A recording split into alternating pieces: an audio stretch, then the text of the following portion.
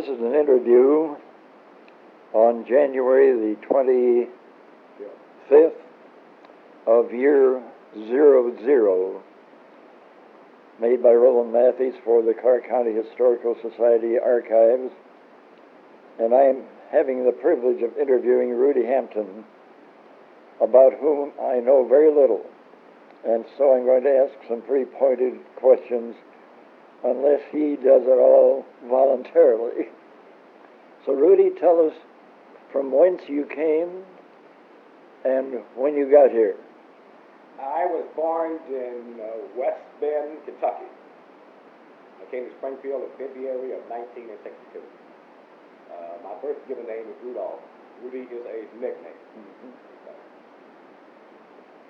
And you came here as part of what kind of a family? What kind of family? Size-wise and employment? Okay. My mother and father had 9 children. Mm-hmm. And we were raised on a little farm in southeastern Kentucky, about 35 miles southeast of Lexington. And why did you come to Springfield? I came to Springfield with the Western Southern Life Insurance Company. I was fortunate, I suppose, in that I was the first Afro-American to be employed by the Western Southern Life Insurance Company in Springfield, Ohio. Mm-hmm. And you came here as part of an agency that was already established? Right. Like how many? Western Southern staff, when I came here, had probably about 30 agents. How old were you at the time? 1962, I was 29 years old. And what did you find made Springfield an attractive place to you to come and be employed?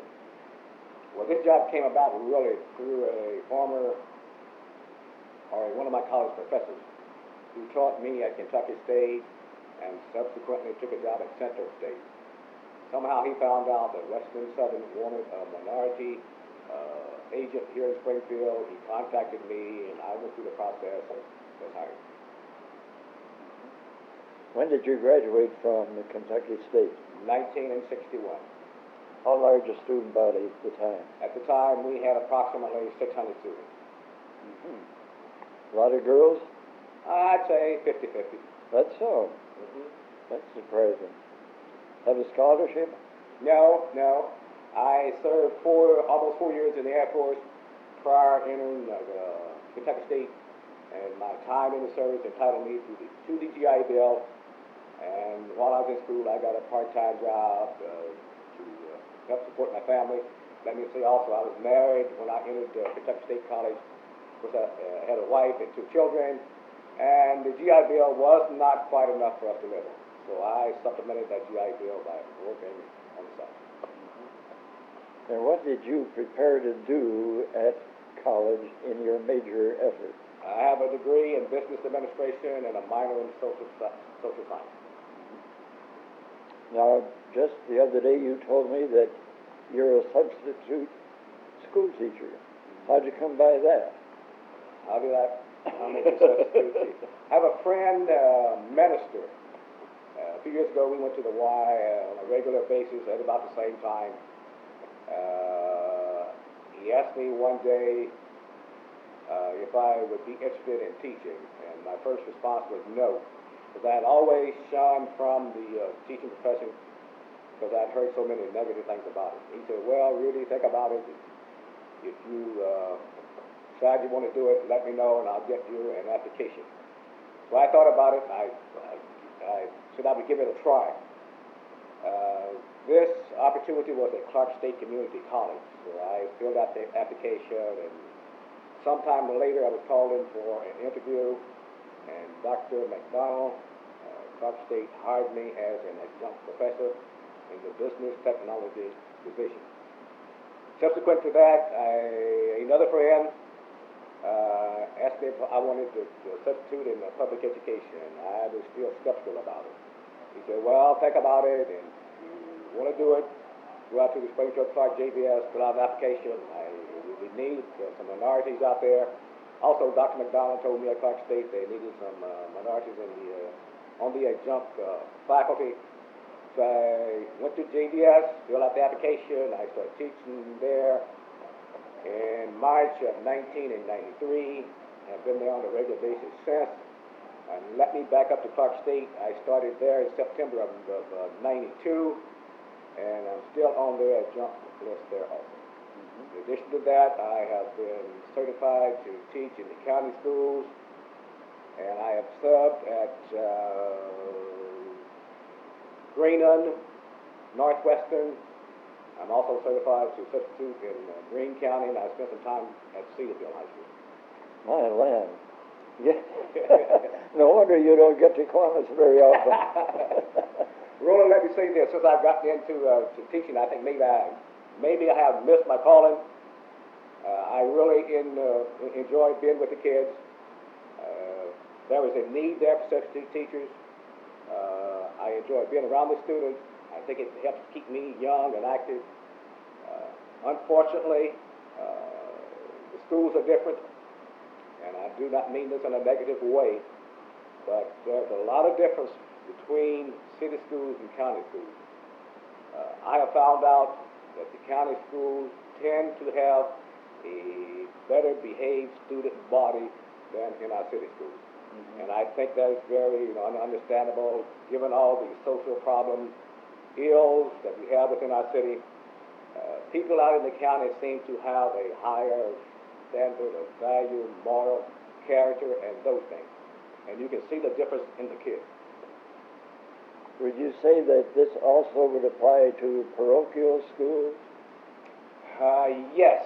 When I reflect back to, I forget her name, the principal that spoke to us here at Kiwanis 2 weeks ago from Catholic Central, I was very impressed with their curriculum out there.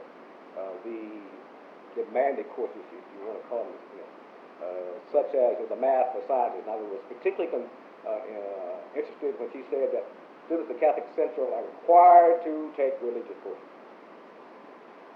I am impressed also by the fact they wear uniform clothing. Yes. And I think it means so much because I see these girls competing with each other as to what are you going to wear today and what are you going to wear tomorrow and that sort of thing. Just blowing money right and left. Right. Yeah.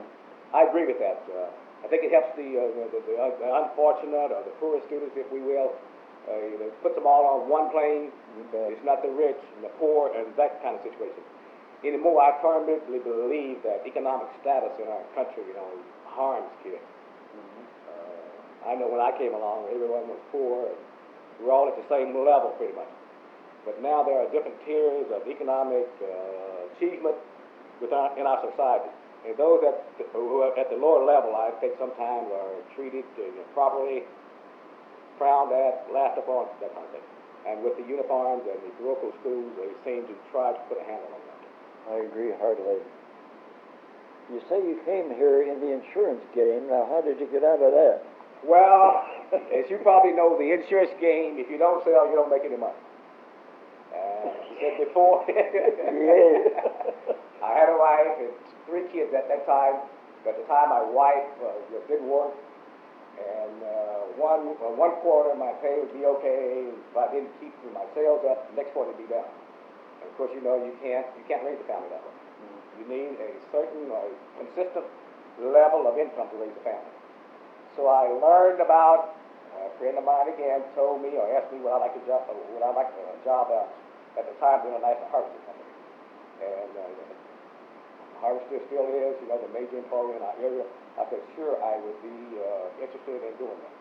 There again, he said, you go out and fill an application and talk to this person. And I did, and they hired me. They gave me the opportunity of working in the factory or working in the office. And since my training was in business, I thought I'd be better off in the office. So I took a job in the office at International Harvester in March of 1963. And this was a level entry job. And considering all the time I'd spent in school, I thought I was qualified for a better position or a position that had more responsibility. So I let them know that I wanted to work in personnel. So in April of 1964, I was the first black person to work in the personnel office of International Pharmacy. Stayed there for 6 years. I had a lot to do with the staffing of the assembly plant on Route 68. And I would say that within the 6 years that I was in personnel, I assisted with the hiring of approximately 3,500 employees. Mm-hmm. That's a lot of interviews. That's a lot of interviews. That's a lot of interviews. Did you enjoy it? Yes, no. I enjoyed it from the point of view it gave security for my family. It helped me to grow socially, economically, and as I progressed from personnel, I thought I wanted to be in management. Personnel was in the executive, which was neither management nor union. That's why it's identified as exempt. So I said, well, I want to try management.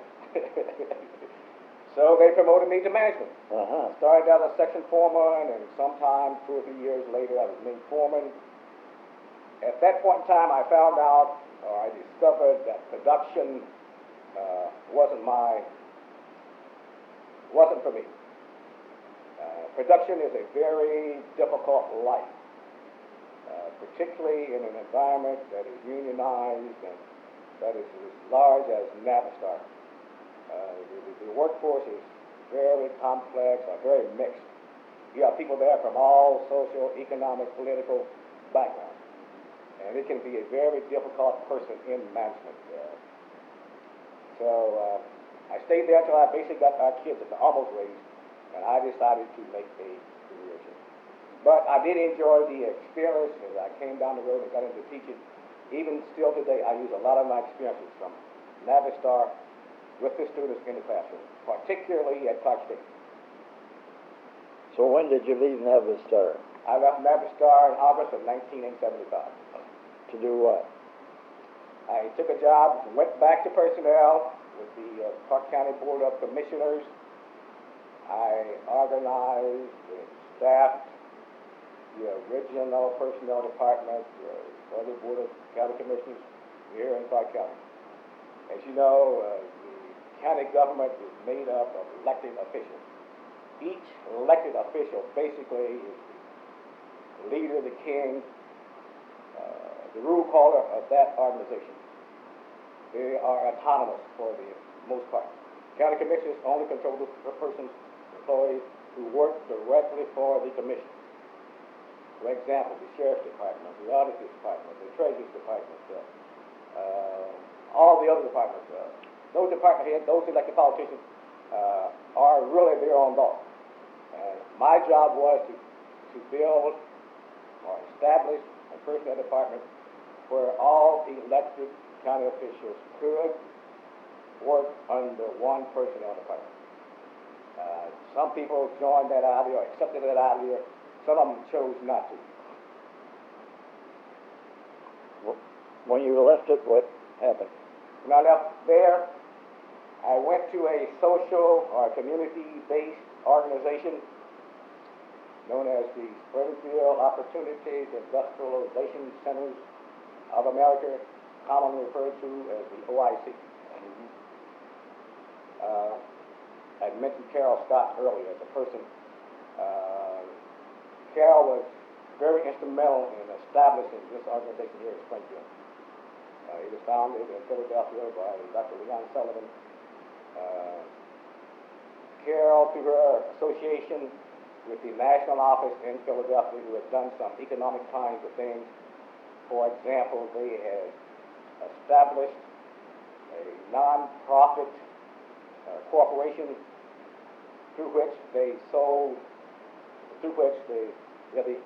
established a non-profit corporation, and they sold shares of stock to common everyday folk.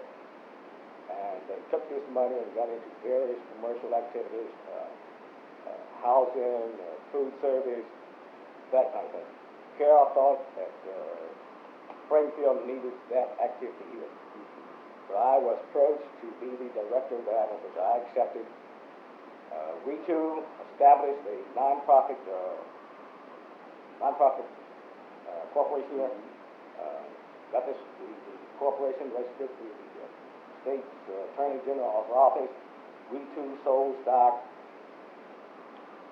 and unfortunately, the idea didn't go through like this. So that's pretty much that. Is it in business now? I have been away from that activity for some years. It was my understanding that the shares of stock that we sold is still being invested somewhere, and it is still going. Tell me about your family. My immediate family? Mm-hmm. Okay. My wife, we are childhood sweethearts.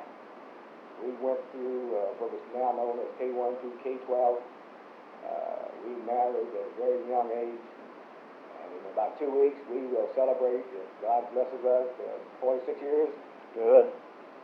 Through this union were born 3 children.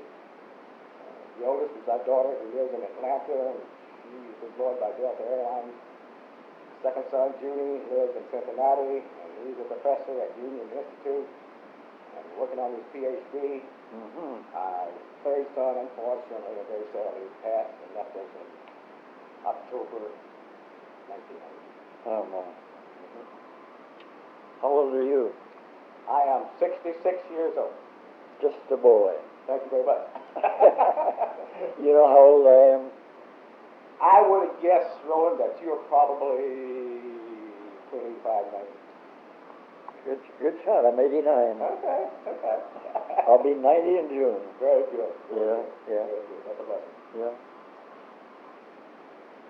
Let's get a little bit philosophical about Springfield. What do you think of race relations right now? Have they really improved? Well, in some areas, yes. See, I came here in '43 when it was pretty stinko. Let me start answering that this way. Living in Kentucky and receiving my education through the college level in an all-black environment. I appreciate that since I've grown up and got out in the world. I believe that my black teachers were very concerned, dedicated about the students. I think all the time since I'm a substitute teacher. My high school teachers, they never took a day off. They just didn't do it. They were there every day. I only called 2 or 3 times in my whole 1 through 12 years of schooling. I would say I probably had a substitute teacher less than 6 times. They were dedicated. They spent time with us. They were concerned about us. Were they black? They were black. I never had a white instructor until I did some graduate work at Central Michigan University. Oh, they don't. All my college professors were black, and I love all of them dearly. They too spent a lot of time with us. In the educational world, all students are not the same. And if Joe was a little slower than someone else, somewhat behind the class, they would take that student through remedial kinds of preparatory things, so that they could come up. So having this background, I thought, to get out of Kentucky and come to Indiana, because my older brothers left Kentucky and came to Indiana. Where? Richmond. They didn't like the farm life. They said there wasn't enough money there. Money was too slow. So after they finished their careers in the military, they went to visit Indiana. So me being the youngest, son in the family, they would always come home, be dressed with suits, shoes, and ties, and shirts, hats. I want to go to Indiana or Ohio and earn this. And I thought, this was a different world. Like in the Bible, going to cross over into the Promised Land. I thought this was the kind of situation where it was. I got to Springfield, and to my surprise, that didn't happen. Came here, there were certain places marked for us to live. We had difficulty getting jobs, for example, like out at the International Harvester. The banks didn't employ any blacks. I guess the largest representation I encountered here so far as black employees was in school district. So I was surprised that this wasn't the land of milk and honey that I had dreamed of. I found out also that racism was subtle, sneaky, backdoor, under the carpet type of thing. In other words, there were people that would talk out of both sides of their mouth. Talk to me, they say the one thing, make it look good. Then go, behind my back or out of my presence and do things that would prevent or keep blacks from participating in the mainstream life of the city. Did you find this particularly true in your trying to sell life insurance? Yes. As you know, this was a debit insurance though. And they led me, first off, Springfield. Springfield was divided up into, say, 30 debits. Each area was assigned an agent. My debit basically ran all over Springfield. Wherever they decided to choose some selected blacks. And I saw several and many occasions where white agents would come into my debit, and sell business, make the money. And I told my staff manager about it. I guess he subsequently told the branch manager about it. And they chose not to do anything about it. That's one of the reasons I left another reason why I left the insurance business. I was just discriminated against, if they treat you properly, I told them about it, they chose to do nothing about it. But, in addition to, the bouncing down enough of the income, I said, well, we have to try something. The segregated movie houses had disappeared, had they not, when you came here? Yes. The reason I say that hesitantly, during my military time in the Air Force, I used to go to the movie every time it changed on base, and sometimes while I was stationed in Alaska on one of those radar sites. Because of the weather, we couldn't get the film ship in, and we used to go to see the same movies 50 times without having to do it. So once I was completing my tour of duty in the Air Force, I didn't care much about going to the movie. But to answer your question, so far as I can recall, the segregated movie houses have disappeared in our history. Did you immediately find a welcome in a church in Springfield? Yes, because I was raised in the church, the CME church. I found out in my life that when you're raised in the church, it becomes a part of you. And I came to Springfield, got there in February of '62. I started going to church in April of that year. Where? At Trinity Heavenly Church up on Selma Road. Where did you first reside in Springfield? I first resided in Springfield at 1121 South Center Street. Which is now what kind of a neighborhood? It has digressed. For example, there were a couple of businesses up the street from us, next block as a matter of fact. There was a hardware store, which is gone, been gone. There was a pharmacy, it's been gone. There was a tavern. All these were white operators, long been gone. Yes, those three businesses were within a block of where I live. Where do you now reside? I live at 1927 Amanda Street, which is in South Street. I've lived in South Springfield ever since I've been here, and I like South Springfield. Have you had much contact with Wilberforce? No, I have not. No particular reason, other than since I've been here, and I still do. I work for a big job. Even after I got a job at Navistar, I still work in insurance part-time. Well, right now, I still work for a big job. Oh, do you? Yeah. So, like I said, there's no particular reason why, I have not had contact with Wilberforce. How about Central State? Pretty much same thing with Central State. The only contact I've had with Central State is through the athletic program. My school, Kentucky State, plays Central State in basketball and football. I used to go down and see those games when Kentucky State played. And then through the Frontiers Club, I had some contact with one of the former presidents down there, Dr. Lionel Lucy. He was a very fine man, had a lot of respect for him. Would you put your finger on any particular almost demand that you'd like to make on the new superintendent to be selected in the Springfield district? Where is the great weakness? I have to believe, I think this comes from, the local school board. I think we need to do more to balance the books, if you will, or the treatment, or the asset to education to all students. For example, and I've found this out since I've been such a good teacher, the press would have us to believe that the student body at North High School is better than the student body at South High School. That is not true.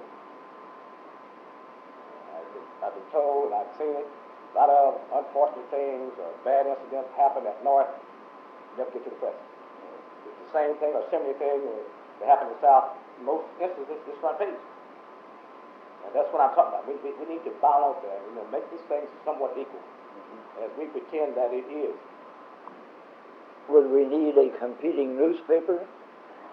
Yes. I think that would be a great idea. That's one of the problems about this town. Springfield Union Sun has no competition.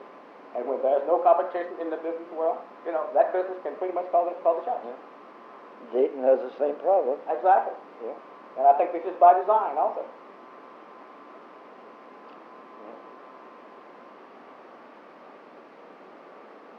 Do you want to predict who's going to become the next superintendent? Just for fun? This doesn't get out in the public. Well, I would hope it would be the person from out of town. I understand the process of promoting within, or growing your own, if you will. But with that process, I have found over the years, it's a continuation of the old. Yeah, the broom doesn't sweep much, does it? That's for sure. Absolutely. Yeah. That's the way I felt about it. Mm-hmm. Yeah. How are you accepted as a substitute teacher? First of all, of course, you're a male, and that helps. Right. In discipline. Right. Where do you find the weakness? With other teachers, I believe I have established a very strong rapport. For example, as I said, I spent a lot of time out of JPS, and I have been treated wonderfully by the teachers there. I believe there is a problem with the board and the administration in that there, right this minute as we speak, there is not one full-time black instructor at JPS. Wow. And has not been for some 3 or 4 years. There is not one black person working in food service. There is not one black person in maintenance, custodial services. And total, that school employs about 150 people.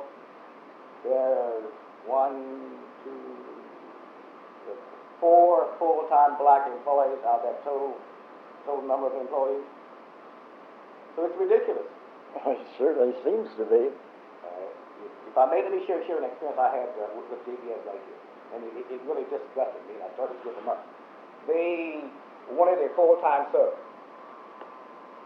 And on the initial round of this, if you want the initial part of this search, I was not considered. I guess someone discovered that I had, and I think I was intentionally overlooked, that I was not a part of the process. I guess they got scared that I might do something about it. So they had gone so far as to start the interview process. Someone found out that I had not been contacted, so they stopped it. They sent me an announcement. And I took time to fill this application out, send it back to them, and I have not heard one thing from them. And that's kind of when I spoke earlier, that's kind of the sneaky, things that they do. There's a saying anymore, kind of popular, that kind of activity, that kind of employment activity, that came over on the Mayflower with Miles Standish and Captain John Smith, Yeah. Good if they ever, Right. In all these terms, all these years, we haven't learned. We don't do it better. How about the Springfield School District? I've had no particular problem with this. You can be speaking of Springfield City School. Yeah.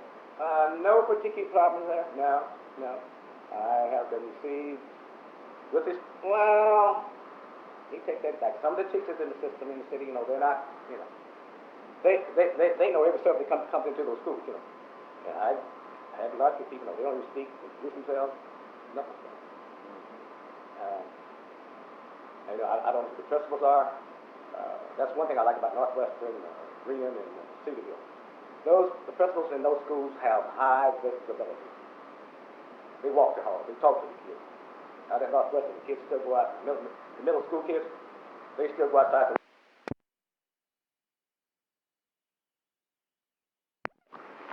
Okay. As I was saying, the principals at Northwestern, Greenland, and Cedarville, as I served there, those principals have high visibility. For example, during lunch period, when most of the kids are in the cafeteria or in the hall, they are somewhere where the kids can see them. And the kids respect you because of that authority. And I can go to a city school and I won't even know who the principal is. And you can just notice the difference in the student body. My granddaughter went back to teaching at a fairly young age. She's just 28. And she was assigned to Hayward. And she said, "Grandpa, I've already earned their respect, and I'm amazed." And I'm amazed too. She's about this big. I'm amazed too. That's a rough school. Yes, we heard. We shuddered when we heard she was there. So in fact, I haven't served there in over 2 years. Of course, I guess she would move away from it if she got assigned somewhere else. Well, you got to start somewhere, Yeah. And I'm happy for her. So whatever you do, keep on doing it. Okay, let's talk a little bit about Kiwanis. Okay. How did you get into Kiwanis and why? Well, I go to the Y on a regular basis. George McCann does the same thing. We are in the swim pool very, very frequently. We're in the locker room very, very frequently. And we talk. I've been going to the Y now about 10 years. And George and I talk, and we talk. Not about Kiwanis. So about 3 or 4 years ago, George came to me and he said, Rudy, how would you like to do it? He said, would you be interested in joining the Kiwanis Club? And having spent some time, in the Frontiers Club, which is a black, what I'm going to talk about later, which is a black community service club in Springfield, I knew basically, what the membership was about, what's expected, and that kind of thing. I said, sure, I'll do that. He said, let me go get an application. He did. I was approved. I joined in April of, I think it's 96. I have enjoyed my membership in the Kiwanis Club, and I say this very truthfully, Roland. I could not have been treated better nowhere. I particularly like the warmth, the friendliness. It's wonderful. It's wonderful. I've not experienced that no place else. I tremendously enjoyed working with the IDDD project. I was telling the board at our last board meeting, Connie Hensel was our president. He came to me when you sold those tapes at Christmas time and said, Rudy, would you like to sell these tapes, or try to sell these tapes by the Boys Choir in Harlem? I said, sure. He said, well, we can make a few dollars for our IDD. And we did. We made our first project for IDD. We made $148. And of course now, we have been blessed, and we have somewhere now around $33,000 for our IDD project. And I'm just so happy and pleased and blessed to have been a part of that activity. That's very good to hear. I think we've had a lot of difficulty in hanging on to the blacks that we've received in the past. Largely, I'm afraid, because we didn't work at it very hard. On the other hand, you have been outgoing. You've not stuck in the corner. You've volunteered, and I'm not being a flatterer. You have an outgoing personality that is good. And I think that's a part of the great success. And I hope we can get some more in this club. And to get a couple of women going. Your women are real go-getters. There's no doubt about it. Yeah. You're exactly right. Yeah. I have been working on that, and let me tell you this, I've been very selective about it. I do not want to bring anyone in that's not going to come to the meeting, not going to get involved, Yeah. you know, and that kind of thing. I did bring in, who's now one of our city commissioners, as you know, Yeah. Commissioner Casey. I brought her in. Well, she's an outgoing gal. Yes, she is. Yes, she is. Yes, she is. Yes, she is. Yeah. But I think about that all the time. I was talking to a young lady during the holidays. She hasn't conceded yet, and I've got a couple more people I need to talk to. Now, what about the Frontiers Club? Okay, I joined the Frontiers Club in April of 1962. A couple months after I came to Frontiers. Here again, Elwood Johnson. I don't know if you had a chance to meet Elwood. He sort of died at a young age. No. He asked me if I would be interested in community service organization. And let me back up to Kentucky State. The Sunday that I graduated from Kentucky State, Dr. Henry Cheney came up to me and he said, Mr. Hampton, I've watched you come through Kentucky State, wife, and, 2 children, and you've done quite well, and you're leaving us now, and I want you to go out in the world and serve. And I really didn't know what he was talking about when he said go out and serve. Uh-huh. Well, I came to Springfield, Elwood Johnson contacted me about joining the Frontiers Club. And he basically, in a nutshell, told me that the Frontiers is about, community service, doing good for people, unfortunate situations within our community. I said, yes, I'd join. So I joined. That's in April of '62.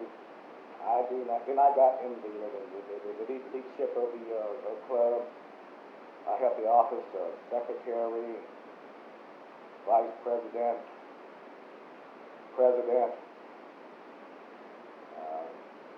district director, which is part of the national organization. District director has a responsibility. Well, I had the responsibility of the state of Ohio, Indiana, Michigan, and parts of Pennsylvania.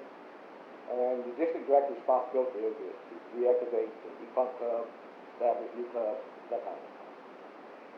Then I was elected to the national board. I forget the year. Runs from 1970.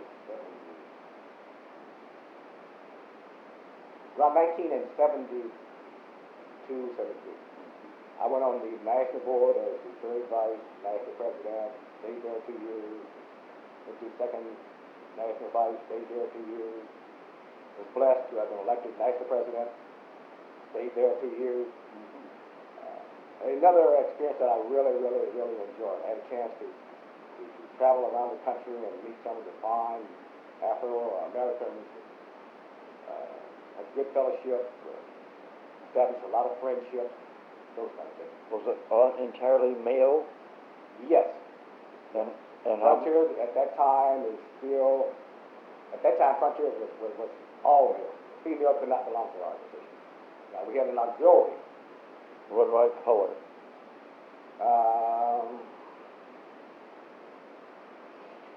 We had very few white members. I can't say whether it was the reverse. I don't think it was. It was the reverse of the white-black situation. Like today, it's not because of discrimination. We don't have few blacks in Kiwanis, here in Springfield.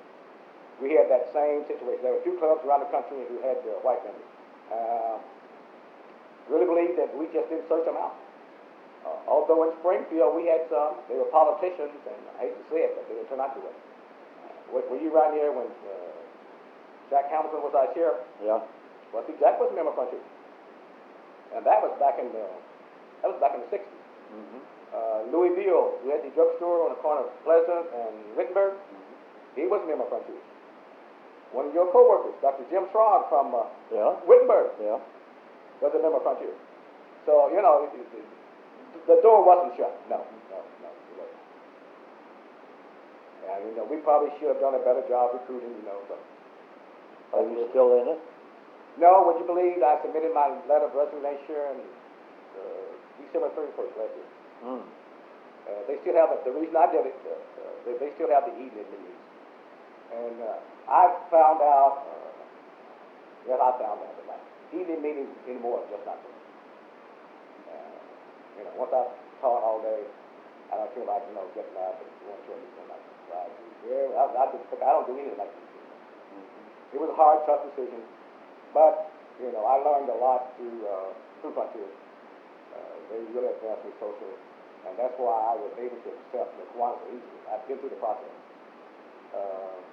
Frontiers Club is very, very much smaller than Kiwanis. We have to work. Is it? Oh yes, yes, yes. We have to work much, much harder for our resources, and we don't have the handouts, have the assets, the handouts. And I'm not being negative. Like Kiwanis, Rudy has no. We have to go out and dig and make our money. So having served all those years, and I served with them 29 years. And what we do in Kiwanis, let me tell you though, it's very easy compared to what Frontiers has to do. I was president of this club in 1952. Wow, wow, that's been some time ago. I was drafted. Yeah, the man that was supposed to become president had to leave town, and he pushed me in like Conrad Turner got pushed in here. Oh, okay. Yeah, Okay. but it was a great experience. Oh, yes, it is. Yeah, I joined Wittenberg in '43. I was already a lawyer and had some practice, but I wanted to serve the church and higher education. Had a wonderful career. Oh, yeah. Yeah. You know, really, I found out there's nothing more rewarding than community service. Right. You just commit yourself and do some of the things that you're supposed to do. It is very, very rewarding. Yeah. And I think the black community, through their churches, have done just a remarkable job in this community of looking after not only themselves, but the down and out. Yeah. Right, that's true. Yeah. Let me back up to Frontier just a moment, if I may. Sure. Not bragging. I was the youngest national president Frontier still had. Well, Youngest man. The presidents who preceded me were anywhere from 10 years upward older than I. how old were you? At the time, I was 48 years old. Oh, my. Yeah. Well, anything else you want to say? Of course, I'll see that you get this. Okay. Yeah, I have been. Add anything you want to it. Let me tell you a little bit about my church life. You know, Please do. That's very important to me. I'm active in my church. AME. CME. CME. CME. Now, I changed from. See, I was raised in the CME church. And as association contacted though, a friend, when we was in AME, contacted me to join him. So I stayed there about 15 years, and I said, I'm going back to my home. So I came back to the church I was raised in. Now, CME stands what? Christian Methodist. Christian Methodist. Mm-hmm. Based where? In Springfield? No, where's it based? The home office in Memphis, Tennessee. And where's your church? On Fair Street. I'm active in the choir there. Recently, I've become superintendent of the Sunday school. Other organizational contacts, I've served on the board of Tennessee YMCA. I've worked with the local NAACP, the local urban league.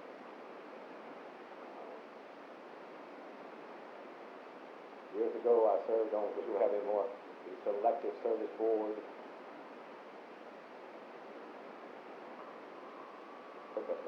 You mentioned Urban League, and I'm a bit confused. What is its status today? You know, they combined with Center Street, and I've never, with the Center Street YMCA, and I've never quite understood, other than economics that happened. The combined organization, in my estimation, they're not doing the job that they're supposed to be doing. For example, you know, the organization is located on Center Street. They close the doors at 5 o'clock. I guess they're a community service organization.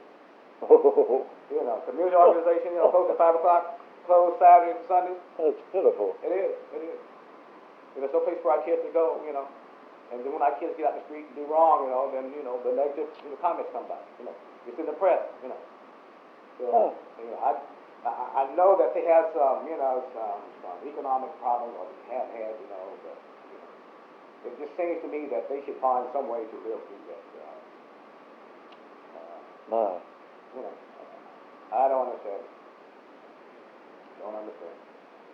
Did the Frontier Club ever try to make the connection? Yes, last year,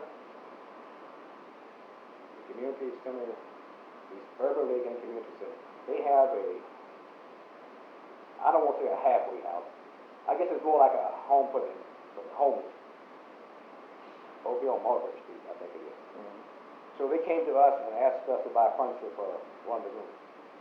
So we did. Frontier still has a very, considering their membership size, they have a very aggressive agenda. They do a lot of things.